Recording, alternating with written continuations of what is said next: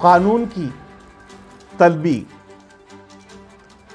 अब हुकूमतों की तलबी के बाद इदारों के ज़िम्मेदारों, कानून ने कानून को तलब कर लिया, सज़ा क्यों दी?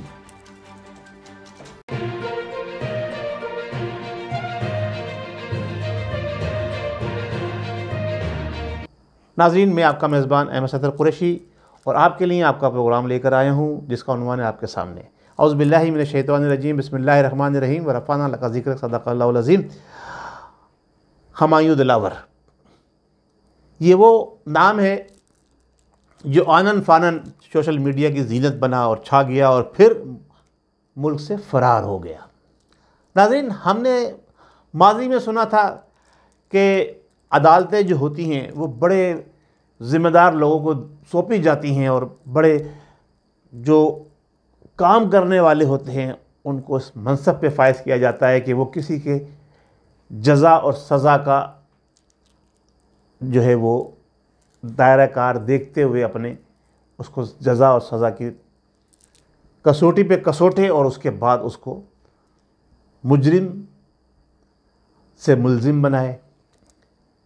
लेकिन यहाँ ये देखा गया है कि जो लोग खुद बड़े बड़े मुकदमात में मुलव्विस हैं, जो लोग खुद नाइंसाफ़ियों का बाज़ार गर्म किए हुए हैं, उनको उस मनसब पर बिठा दिया गया है कि जिस मनसब पर बैठने वाले को सलाम किया जाता है और तौहीन अदालत अगर कर दी जाए, यानी तौहीन जज कह लें, जो उस मनसब पर फाइज है, तो इंसान सज़ा का मुर्तकिब हो जाता है।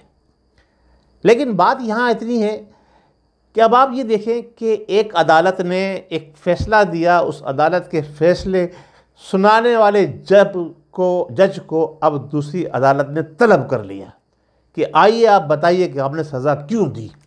नाज़रीन, फिर उनसे भी पूछा जाए ना, उनसे पूछने वाला कौन है कि वो एक मुजरिम को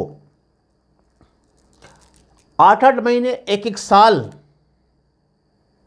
जेलों में रखते हैं, उसके बाद ये कह देते हैं जनाब इस पे जुर्म साबित नहीं हुआ, यानी मुल्ज़िम था वो, उसको मुजरिम बनाकर जेल में रखा गया, उसके बाद फिर उसे रहा कर दिया गया। ऐसे बहुत सारे नहीं, सैकड़ों नहीं, हज़ारों केस पाकिस्तान की हिस्ट्री में मौजूद है और ऐसे मुकदमात भी मौजूद हैं अब तक जो कि 1948 से अदालत में मुकदमा कायम है, उसका फ़ैसला नहीं हुआ।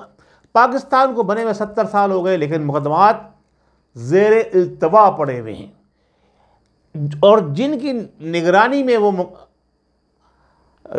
मुकदमात कायम किए गए थे, उनकी आने वाली एक नस्ल भी गुजर चुकी, दूसरी नस्ल भी आ गई, लेकिन अभी तक उन मुकदमों के फ़ैसले नहीं हुए। तो इस सब तमाम गोरख धंधे के अंदर कौन लोग इन्वॉल्व है, कौन फ़ैसला होने नहीं देते, कौन रोज़ाना अदालतें चलवाते हैं, कौन रात के 12 बजे अदालत खुलवाते हैं और कौन लोग हैं जो 6-6, 8-8 साल तक एक मुकदमे की पेशी नहीं होने देते।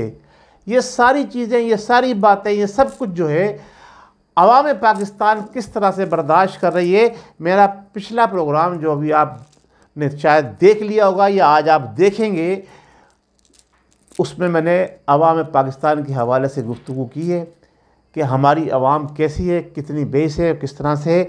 अब यहाँ एक तो बात हो गई जज साहिबान की, फिर हम बात करते हैं महंगाई की। 20, 21, 25 दिन के अंदर जनाब वाली महंगाई को तूफ़ान खड़ा कर दिया गया। बिजली की बढ़ती हुई सूरत हाल को देखते हुए अवाम सड़कों पर निकल आई, एहतजाज शुरू किया है। जब अवाम ने एहतजाज शुरू किया है, ह्यूमन राइट्स है उनका कि वो एहतजाज कर सकते हैं, उनको गिरफ़्तार किया जा रहा है। इसका मतलब ये है कि पाकिस्तान के अंदर कोई कानून नहीं है, जिसकी लाठी उसकी भैंस वाला हिसाब किताब चल रहा है। एहतजाज करने वाले को गिरफ़्तार करने वाले भी मुजरिम हैं मेरे हिसाब से। नाज़रीन, इसी तरह से अब यहाँ बात आती है जनाब अली इलेक्शन की। मैं आपसे बार बार कहता आ रहा हूँ, एक 6 महीने नहीं, साल भर से मैं कह रहा हूँ इलेक्शन नहीं होंगे।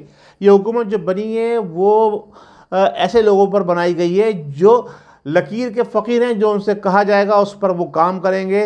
डिक्टेशन लेकर काम करने वालों की निगरान हुकूमत बनाई गई है। इलेक्शन नहीं हो सकते। आप देखिए कि आपके चीफ इलेक्शन कमीशन ने सदर के पास जाने से इनकार कर दिया। वो कहता है जी हमें 4 से 6 महीने मज़ीद चाहिए कि हम वोटर लिस्ट तैयार करें, हल्का बंदियाँ करें, उसके बाद इलेक्शन होंगे। 90 दिन तो आँख पलक झपकते ही गुजर जाएंगे।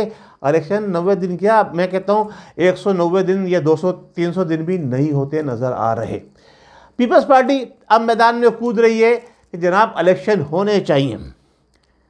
इसके बाद और भी लोग मैदान में आएंगे, वो यही मुतालबा करेंगे कि अभी तो मुतालबा ये था कि जनाब अली हम क्या नाम है हल्का बंदियाँ करो। अब ये मुतालबा मुख्तलिफ सियासी जमातें अपने वर्कर को ज़िंदा रखने के लिए, अपना वोट बैंक कायम रखने के लिए मौजूदा निगरान हुकूमत पर जो है बरसात करेगी कि जनाब इलेक्शन कराओ, इलेक्शन कराओ, हम इलेक्शन के लिए तैयार हैं। जब इमरान नियाज़ी साहब चीख रहे थे कि इलेक्शन होने चाहिए, इलेक्शन होने चाहिए, जब यही सियासी जमातें जो ना टाइम गेन कर रही थी, अब यही सियासी जमातें कहती हैं इलेक्शन कराओ। इलेक्शन तो होने ही नहीं है पाकिस्तान की हिस्ट्री के अंदर, ना पहले कभी इलेक्शन हुए हैं। तो बहरहाल सिलेक्शन हाँ कह सकते हैं कि होगा आइंदा आने वाले दिनों के अंदर, लेकिन कब होगा ये नहीं पता। 90 दिन ऐसे गुजर जाएंगे पता भी नहीं चलेगा। और 90 दिन तक तो पाकिस्तान का डॉलर की सतह और ऊपर जाकर रुपये की कदर और कितनी नीचे गिरेगी। और जो आवाम है जो ख़ुदकशियाँ कर रही है, नौजवान मुल्क छोड़ छोड़ के मुल्क से बाहर जा रहे हैं, इसका ज़िम्मेदार कौन है? अब बात आती है, अगर मैं बात कहता हूँ तो बात जो है ना वो जिक्र कहते हैं ज़बान से निकली हुई बात और कमान से निकला हुआ तीर लोड कर नहीं आता। इस तमाम गोरख धंधे के अंदर 1948 के एक मुकदमे का मैंने हवाला दिया। अगर आप कहेंगे तो उस मुकदमे की फ़ाइल भी मंगवा के आपके सामने पेश कर दूंगा, लेकिन आप अगर कहेंगे अवाम तो एक नहीं ऐसे 3-4 मुकदमे हैं जो मेरी नॉलेज में है, जो 1948 से कायम है, अभी तक फ़ैसला नहीं हुआ। लाखों रुपए नहीं, अगर हिसाब किताब लगाया जाए तो हमारी अदलिया के आला ज़िम्मेदारान का जो बजट है सालाना वो करोड़ों में जाता है। करोड़ों में, 1-2 करोड़ नहीं, जिसे कहते हैं करोड़ों में जाता है। सिर्फ एक ज़िम्मेदार शख्स का जो चीफ जस्टिस ऑफ पाकिस्तान होता है, अगर पूरी अदलिया को मिला लिया जाए तो पूरे साल का बजट अरबों में चला जाता है। इसी तरह से मैं किसी कैलकुलेशन अगर आप थोड़ा सा गौर करें, उस पर देखें, तो मैं आपको बताता हूँ कि पाकिस्तान के अंदर अगर आबादी इस वक्त देखी जाए तो 24 से 25 करोड़ है। उस 24 से 25 करोड़ आबादी को सिर्फ 24 से 25 हज़ार अफराद जो है वो कुचल रहे हैं, बाकी सब सो रहे हैं, कुचले जा रहे हैं। 24 से 25 हज़ार अफराद, जिसमें हमारे सियासतदान भी शामिल हैं, जिसमें हमारे ब्यूरोक्रेट भी शामिल हैं, जिसमें हमारे जज साहिबान ख़ास तौर से शामिल हैं, और बड़े बड़े मीडिया के ज़िम्मेदारान शामिल हैं, और अस्करी इदारों के जो हाई ऑफिसर्स, जो ऊपर के टॉप क्लास लोग जो आते हैं वो भी शामिल हैं।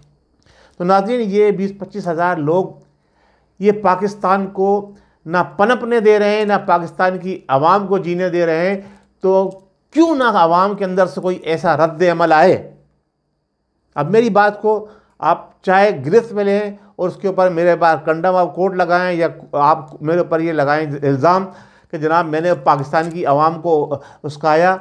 नहीं, मैं पाकिस्तान की आवाम को अकल देने की बात कर रहा हूँ कि ये 20-25 हज़ार लोग क्यों पाकिस्तान को लूट के कसोट के खा रहे हैं। आप क्यों नहीं इनके खिलाफ जमा होते, क्यों नहीं इनकी बात पुरुष करते, क्यों नहीं इनसे सवाल करते, क्यों नहीं इनके गिरेबानों तक पहुँचते। आए आप अवाम सब इकट्ठे हो जाएं, मिलकर ये तहिया करें कि हमारे हुकूक जो गज़ब कर रहे हैं, चाहे वो किसी भी इदारे से ताल्लुक़ रखते हों, चाहे वो किसी भी जमात से ताल्लुक़ रखते हों, चाहे वो किसी भी फ़िरक़े से ताल्लुक़ रखते हैं, वो चाहे वो मज़हबी हों, चाहे वो सियासी हों, चाहे वो अस्करी हों, हाँ, जो अवाम के हुकूक गज़ब कर रहे हैं, चाहे वो अदालती हों, अब हम उनके ख़िलाफ़ शीशा पिलाई हुई दीवार बनेंगे। जब तक आवाम इन लोगों के ख़िलाफ़ शीशा पिलाई हुई दीवार नहीं बनेगी, ये लोग इसी तरह से अवाम को कब्रों में उतारते रहेंगे, और हमारे बच्चे रोटी, कपड़ा और मकान के लिए तरस रहे हैं। जो नारा पीपल्स पार्टी का था 30 साल 40 साल पहले, वो अभी तक पूरा नहीं हुआ। और उसके बाद अब तो रोटी, कपड़ा, मकान से भी बात आगे गुजर गई। अब तो जनाब अली जो सूरत हाल है वो ये है कि दवाई भी नहीं मिल रही है।